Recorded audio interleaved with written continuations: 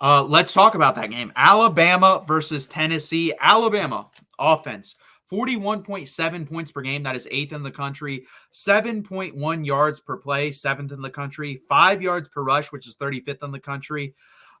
On the passing side, 10.8 yards per pass. That is third in the country, and 7.55% sack rate, which is 91st in the country. So honestly, not very good on the offensive line for Alabama. Not like the teams of old, honestly. On the defensive side of the ball, 20.8 points per game allowed, 33rd in the country. 4.5 yards per play, 15th in the country. 3.3 yards per rush, 24th in the country. 6.1 yards per pass, which is 16th in the country. And then sack percentage, also not like the old Alabama team, 6.25% of dropbacks and in the sack. That is 55th in the country. Let's talk about those Tennessee Volunteers now on the offensive side of the ball. 36.8 points per game, 17th in the country. And this has been in a free fall the last 3 weeks. They were number one in the country before they played that Oklahoma game, and it has gone downhill since then. 6 yards per play, which is 40th in the country. 5.1 yards per rush, which is 27th in the country. 8.2 yards per pass, which is 27th in the country. 8.21% sack rate. That is 104th in the country. And we talked about those tackles not being very good. But then we get to the other side of the ball, which has been very good. 12.2 points per game allowed. That is fifth in the country.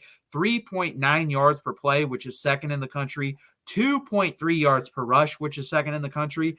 6.5 yards per pass, which is 37th in the country, and then a sack rate of 7.59%, which is 34th in the country. Alabama is favored by 3 on the road here, over under 56.5, which is higher than the last game we talked about, which is a little bit more surprising because I do think Tennessee's defense is elite. What do you think about this game, Tyler?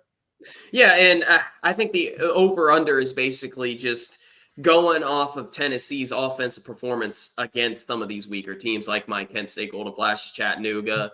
I forget who else they played that they ran the score up on, but it doesn't really matter. So I don't necessarily think it's going to be an offensive game. And we kind of earlier on in the show, we were talking about how bad Alabama's defense has been. It's just so extremely talented that it's hard to fathom them giving up 25 points to South Carolina, giving up 40 points to Vanderbilt. But the team's pretty much a lack of discipline since the Georgia game just is the head scratcher. Like I've been saying, Alabama is good enough talent-wise and with Kalen DeBoer's big game coaching to beat anybody anywhere. The problem has been the lack of discipline. It's hard for me to say. That being said, can Nico pick apart Damani Jackson, Malachi Moore, Devontae Smith, the true freshman, I believe his name is Ivan Brown or something like that, who had the game-winning interception, of course, against me. And then Keon Sabb, who I'm actually kind of surprised he won the start, but he's transferred from Michigan. But yeah, can he pick apart this secondary who's been very, very disappointing thus far this season? I'm still saying no. I'm worried about Nico's decision-making, and I get it. It's a home game. It's not a primetime game, but it is at 3:30 kickoff. By the time it's 6 o'clock, that sun will be coming down. But I like Alabama here on the road. It's just I'm trusting – I'm really trusting Kalen DeBoer's big game play calling here and Jalen Milroe. He's a veteran quarterback. Which one of these QBs is going to make the devastating mistake? It's probably going to be the younger one. That's usually how it is. Now I'm going to go Alabama here on the road. I also don't think Tennessee's going to have that much success running the football. And we talked about the sack percentage. How many of those sacks are just dumb sacks that Nico has taken? I mean, there was a situation against Florida where he just folded in half. He had 3 or 4, 5 seconds to throw. He just folds in half, takes the sack for no reason. Could have thrown the ball away. I'm worried about the inexperience for Nico here. I get it's a home game. You're going to have the home crowd. The home crowd could save Tennessee here. That's how good Neyland is. That it's one of the best stadiums in college football, one of the loudest crowds. I think it's a top 4 place to play. But I'm going to go with Jalen Milroe and Ryan Williams to have a little bit more success. I think this is a lower scoring game. I like Alabama to win this on the road 27-20 against Tennessee. I agree with you. I think this is going to be a little bit lower scoring than people think, just because, again, I don't think Nico's going to be able to exploit that secondary. That's what it comes down to. Now, if he does, if this is his go, like he figured something out game, then Tennessee can easily win this game Yeah. because that Alabama secondary is not very good. We saw that in the second half versus Georgia. It was bombs away in that second half, and a lot of those guys were open.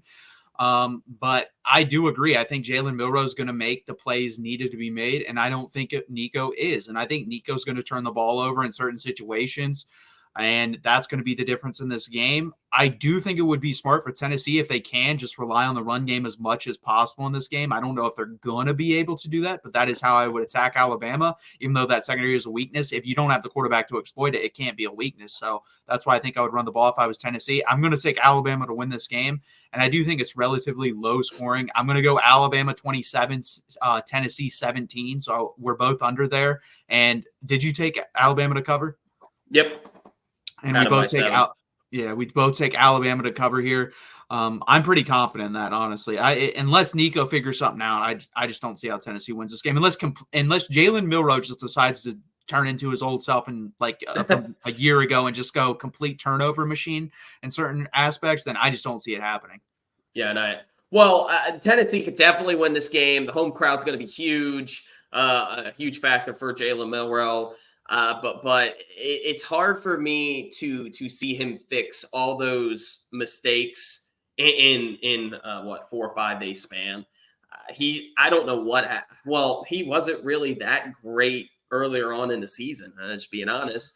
Now he's got a really good wide receiving core that maybe could save him here. Squirrel Wright and Brew McCoy specifically there. I think Thornton is still out. I could be wrong. If he's back, that'd be huge for Tennessee. But I'm sorry, Tennessee fans. I wanted to pick Tennessee because in the preseason, I had Tennessee beating Alabama.